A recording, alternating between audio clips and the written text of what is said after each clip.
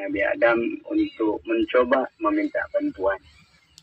Umat manusia itu mengatakan, ya Nabi Allah, wahai Nabi Adam, engkau adalah orang pertama yang diciptakan oleh Allah. Allah suruh malaikat untuk sujud kepadamu, maka mohonlah syafaat untuk kami supaya kami bisa terlepas dari huru-hara yang sangat susah ini.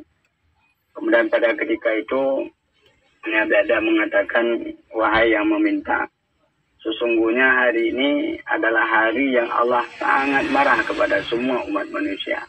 Saya tidak berani meminta kepada Allah. Hari ini nafsi-nafsi. Artinya masing-masing mengurus urusan sendiri.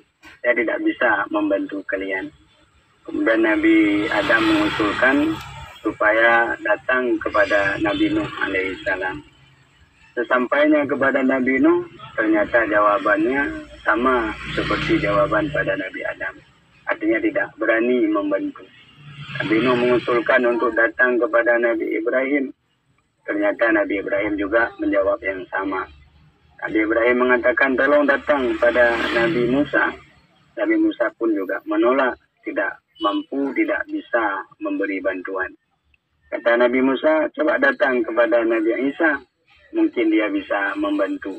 Tapi ternyata Nabi Isa juga tidak berani membantu. Nabi Isa menyuruh untuk datang kepada Nabi Muhammad SAW.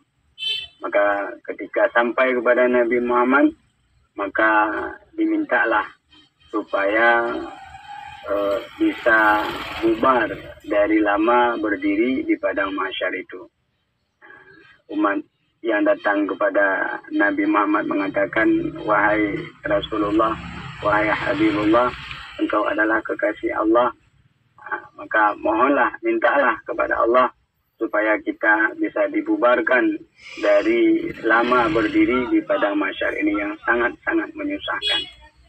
Kemudian Rasulullah sujud minta kepada Allah, ya Rabbi, mohonlah kiranya agar umat-umat yang sedang lama berdiri di padang mahsyar ini agar bisa bubar menuju tempat hisab masing-masing. Allah menerima permintaan Nabi Muhammad, maka terlepaslah kesusahan yang sangat luar biasa pada hari itu dengan sebab syafaat Nabi kita Nabi Muhammad SAW. Itu disebut